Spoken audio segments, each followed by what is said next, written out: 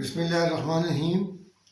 हम अल्लाह का शुक्र है बड़ी कामयाबी से आगे चल रहे हैं और आज हम इन्वेंट्री का एक पोर्शन जो है MCQ का वो आज करेंगे और इसका अगली वीडियो में दूसरे पोर्शन का करेंगे ताकि आप आसानी से थोड़ा थोड़ा करके उसे समझ लें। याद रखें कि जब आप काम करें तो आप रेगुलर करें, यानी कि ये नहीं कि आज पढ़ा है कल 2 घंटे कल 8 घंटे पढ़ लिया फिर छुट्टी कर ली। नहीं, आप डेली पढ़ें। इस वीडियो को जब कोई वीडियो देखें उसे पूरी देखें और उसको सब्सक्राइब करें और उसको वॉच करें, और पूरी वॉच करेंगे तो आपके जो सवाल पैदा होते हैं स्टार्ट में वो एंड में ख़त्म हो जाते हैं। अगर वो रह जाते हैं कमेंट्स में आप हमसे पूछ सकते हैं कि मैं आपको जवाब दूँगा इंशाअल्लाह ताला। तो आज मैं शुरू कर रहा हूँ और वो है कि how to solve the MCQs of inventory. Inventory का नॉलेज आपके पास पूरा होना चाहिए।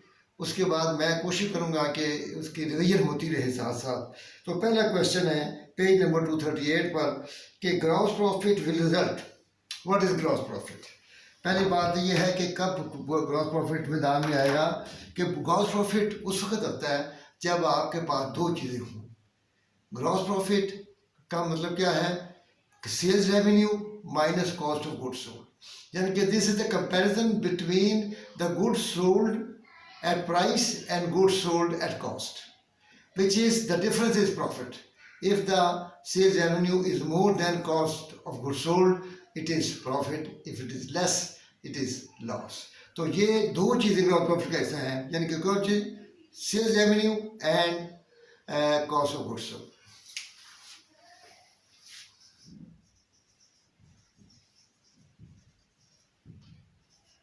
Cost of goods sold.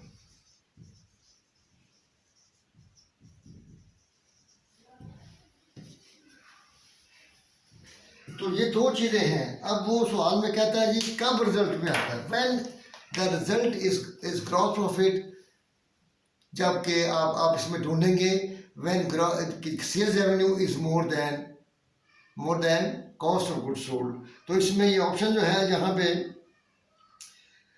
Gross profit will result sales revenue are greater than operating no sales revenue are greater than cost of goods sold. तो आपको पहले ये नहीं होना चाहिए कि ये कॉस्ट कैसे बनता है, वो बता दिया मैंने आपको। इसका मतलब है यहाँ पे सी ऑप्शन जो है this is correct. Next question number 2, अंदर perpetual inventory system. Perpetual inventory system में मैं आपको बता चुका हूँ कि रिकॉर्डिंग कैसे होगी और वो रिकॉर्डिंग तफसील से परचेजर की बुक्स पे क्या होगी और सेलर की बुक्स पे क्या होगी वो आपको एक सफ़े पर मौजूद मिलती है और मैं आपको एक्सप्लेन कर चुका हूँ। अब उसी के हवाले से सवाल है। सवाल ये है कि under the perpetual inventory system when goods are purchase for resale by a company, तो purchase on account are debited to inventory. तो परचेज ऑफ परपेचुअल इन्वेंट्री में आप परचेजेस को किसको डेबिट करते हैं? आप डेबिट करते हैं इन्वेंट्री को, और फिजिकल में करते हैं परचेजेस को। तो यहाँ पे पहले जो हिस्सा उसमें कहता है purchase on account are debited to inventory. ये ए ठीक है, लेकिन आप इम्तहान में या करते वक्त बाकी तीनों ऑप्शन भी पढ़ लिया करें ताकि एहसास हो कि इसमें कोई ऐसी बात तो नहीं है। Next 3, the sales accounts has that normally have a debit balance are. ये कहते हैं जी सेल्स जो है आप जानते हैं कि सेल्स को जब रिटर्न होती है तो हम सेल्स को क्रेडिट नहीं करते, सेल्स को डेबिट नहीं करते, बल्कि सेल्स रिटर्न एंड अलाउंसेस को डेबिट करते हैं। और इसी तरह डिस्काउंट को डेबिट करते हैं जब हम कैश डिस्काउंट लेते हैं। ट्रेड डिस्काउंट यहाँ आता ही नहीं। तो इसलिए आप ध्यान में रखें कि आपने क्या करना है कि सेल्स डेबिट कभी नहीं होती। तो इसमें मेरे ख्याल में जो है वो डी ऑप्शन करेक्ट है, क्योंकि वो कहता है जी सेल्स डिस्काउंट कहता है जी डेबिट सेल्स कब होती है? Sales account that normally have a debit balance होती नहीं सेल्स, तो वो सेल्स में डिस्काउंट डेबिट होता है, सेल्स रिटर्न डेबिट होती है और सेल्स क्रेडिट डेबिट कभी नहीं होती जब तक सेल्स, इसलिए वो रिटर्न रहती है। तो इसलिए इसमें मेरे ख्याल में नाइदर ए एंड बी है नॉट, और ये डी है उसने और को दिया हुआ है। बहरहाल आगे चलते हैं नंबर 4। जो है याद रखें जिसमें कैलकुलेशन हो उस क्वेश्चन के मार्क्स ज़्यादा होते हैं। और इसमें है नंबर 4 में क्रेडिट सेल ऑफ 750 और उसके बाद और 2, 10 एंड 30 इसकी शराइत है। और तीसरी बात यह है कि परचेज रिटर्न सेल्स रिटर्न वही 50 रुपये है और ये with in discount period payment हो गई है। वो आपसे कहता है कि हमने कितने पैसे वसूल किए हैं। तो मैं आपके सामने ये रखता हूँ कि सेल्स हुई है 750 की, 750 की हुई और रिटर्न हुई है 50। तो आप ये करेंगे 700 नेट सेल्स। याद रखें हमेशा डिस्काउंट नेट सेल पे मिलता है।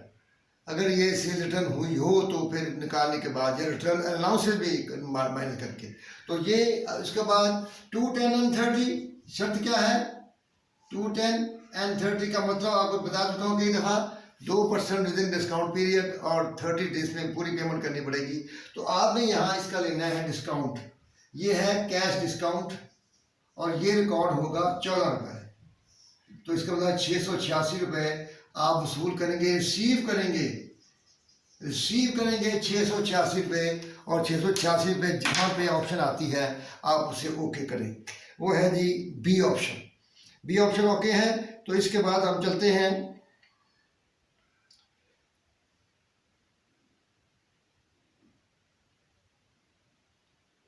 अच्छा आगे जी क्वेश्चन नंबर 5 या 6 to record the sale of goods of in a perpetual inventory system. Sale of goods जब हम परपेचुअल इन्वेंटरी सिस्टम में करते हैं तो आप जानते हैं कि हम जब भी करते हैं तो 2 एंट्रियाँ करते हैं। एक एंट्री करते हैं सेल की, अकाउंट सेबल टू सेल, दूसरी करते हैं cost of goods sold to inventory. और उधर क्या करते हैं, उधर कॉस्ट ऑफ गुड्स बढ़ नहीं सकती क्योंकि एंडिंग इन्वेंट्री हमें अवेलेबल होती है at the end of the period, तो वो फिजिकल काउंट से होती है। तो इसमें फिजिकल काउंट नहीं होती। परपेचुअल इन्वेंट्री सिस्टम में आपके पास एंडिंग इन्वेंट्री हर वक्त मौजूद होती है, एनी टाइम। परपेचुअल सिस्टम का मतलब होता है फॉरएवर। ये हमारा सिस्टम ठीक होता है, इसलिए आपने इसको ये करना है कि वो कहता है जी अब आप देखें जहाँ लिखा होगा 2 एंट्रियाँ करनी पड़ती हैं परपेचुअल में, वो ऑप्शन ठीक होगी। पहली एंट्री है only 1 journal entry is required. Number 2 है B only 1 journal entry is required to record the receipt of cash and sales revenue. तीसरी सी है 2 journal entries are required, 1 to record the receipt of cash and sales revenue and other 1 is record to cost of goods sold. तो मैं आपको एंट्रियाँ बता चुका हूँ, तो इसका मतलब है कि इसकी सी ऑप्शन ठीक है क्योंकि इसमें 2 एंट्रियाँ करता है। परपेचुअल एंट्री सिस्टम में when goods are sold then you will have to pass 2 entries. One is accounts payable to sale और cash to sale और दूसरी cost of goods sold to inventory। तो सी ऑप्शन बिल्कुल सही है। उसके बाद हम चलते हैं 7th क्वेश्चन पर। वो कहता है the steps in accounting cycle for merchandise company are the same as those to service।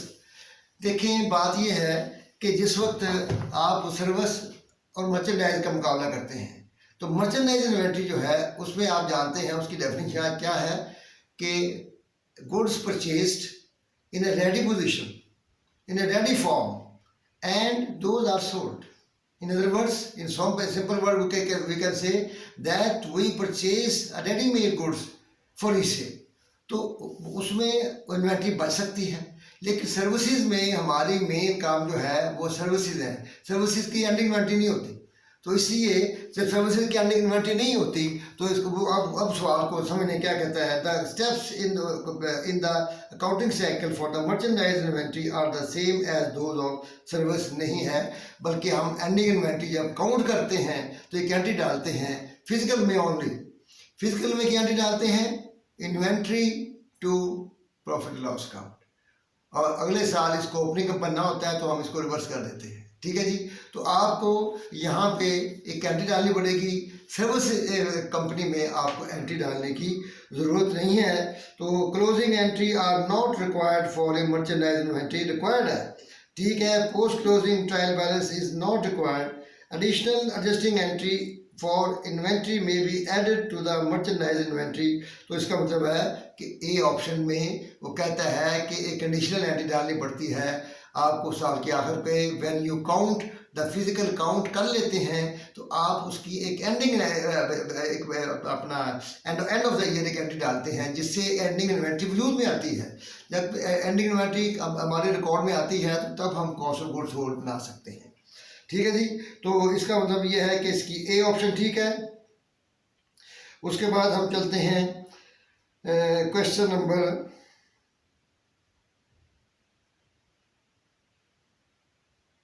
ये क्वेश्चन 8 हमने नहीं करना, 10वां नहीं करना, 11वां भी नहीं करना। अब आप चलते हैं जी क्वेश्चन नंबर 11 पर। क्वेश्चन नंबर 11 पे चलते हैं। In determining cost of goods sold in a periodic system, purchases discounts are deducted from net purchases. Purchases discount जो है ये ट्रेड डिस्काउंट है। ये ट्रेड डिस्काउंट जो है ये कैटलॉग प्राइस या इनवॉइस प्राइस में से माइनस होता है, इसलिए ये परचेजेस डिस्काउंट जो है नेट परचेज से माइनस नहीं होता, ये ट्रेड डिस्काउंट है। Freight out in added to net purchases, तो जो सिस्टम कौन सा है, पीरियोडिक। फ्रेट आउट जो होता है वो सेल पे होता है। तो सेल जब हम परचेज कर रहे हैं तो सेल फ्रेट आउट जो है ये तो सेलिंग एक्सपेंस है, इसका परचेज से कोई ताल्लुक नहीं है। Purchases returns allowances are deducted from the purchases. जो purchases returns allowances are deducted from the net purchases, नहीं बल्कि परचेजेस से माइनस करते हैं। नेट परचेजेस तो वो आ जाती है। ये कहता है जी नेट परचेज से माइनस करते हैं परचेज रिटर्न अलाउंसेज, नहीं बल्कि हम purchase return allowances are deducted from the purchases, gross purchases. तो लास्ट वन है freight is added to net purchases. तो फिजिकल में हम क्या करते हैं कि फ्रेट को ऐड करते हैं नेट परचेजेस में, तो इसका मतलब है डी ऑप्शन करेक्ट है। तो इसके बाद हमारा 14वां क्वेश्चन है। इफ बिगिनिंग इन्वेंट्री 60,000 है, ये मैं लिखता हूँ ताकि आप इसको उस फिगर से समझें कि क्या हमारे पास सवाल आता है इसका।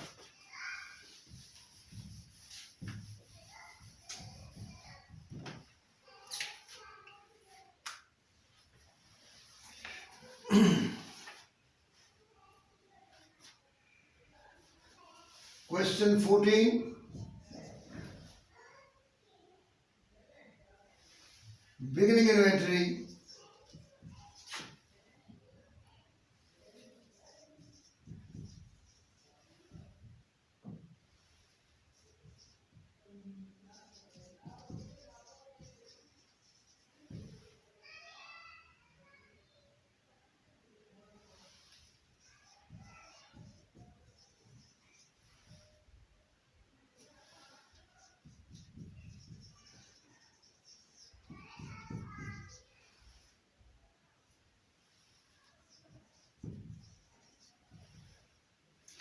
अब सवाल ये है कि ये गिवन चीज़ें क्या हैं, ये मैंने लिख दी आपके सामने कि बिगिनिंग इन्वेंट्री गिवन है, cost of goods, cost of sale given है, cost of sale, cost of purchases है मेरा ख्याल है, कॉस्ट ऑफ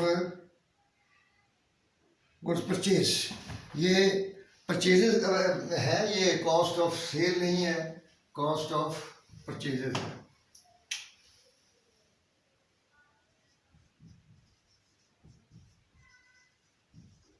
इसका मतलब परचेजेज है, तो परचेजेज हैं और आपको इसका परफॉर्मा आता है।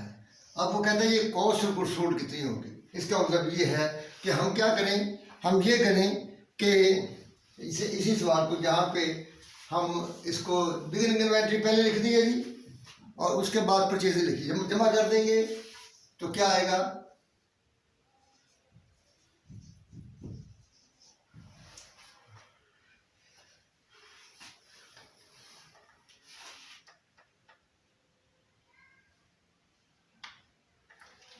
बिल्कुल सही है।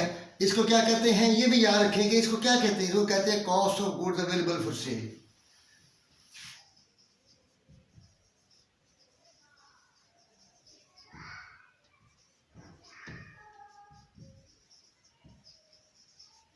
ये ठीक है जी। तो इसके बाद एंडिंग इन्वेंट्री भी गिवन है। एंडिंग इन्वेंट्री गिवन कितनी है, 30,000। 30,000 माइनस कर दें,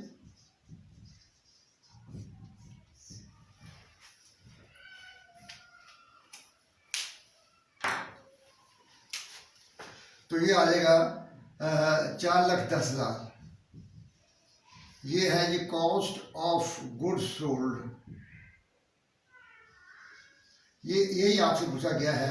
अब आप देखिए कॉस्ट ऑफ गुड्स सोल्ड 4,10,000 इसमें आ रहा है, तो फिर हमारा क्वेश्चन जो है वो 4,10,000 कॉस्ट ऑफ गुड्स सोल्ड नहीं आ रहा जी, कि गलती क्या की है, 60,000 है जी। कॉस्ट ऑफ गुड्स परचेज 3,80,000 है, 8 से 14। Cost of goods purchase ending inventory 50,000 थोड़ी गलती कर गया हूँ, यहाँ 30 लिख दी है, 50,000 है, 50।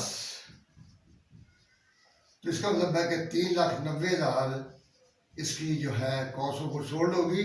और ये ऑप्शन हमारे पास है, और वो ऑप्शन कौन सी है, वो ऑप्शन है जो हमारे पास ए ऑप्शन, तो सही हो गई। लास्ट क्वेश्चन है 15, when goods are purchase for resale by a company using a periodic system, तो purchase on account are debited to inventory. जब आप पीरियोडिक में आते हैं तो आप परचेज को डेबिट करते हैं, जब परचेज करते हैं गुड्स तो परचेज को डेबिट करते हैं, purchases on account are debited to purchases. इसका मतलब है इसका बी ऑप्शन ठीक है, हम परचेजेज को करते हैं। तो इस तरीके से हमारी ये जो क्वेश्चन नंबर चैप्टर नंबर 5 है, इसकी हमने तमाम जो है ज़रूरी अपना इम्पोर्टेंट MCQ हल कर लिए हैं।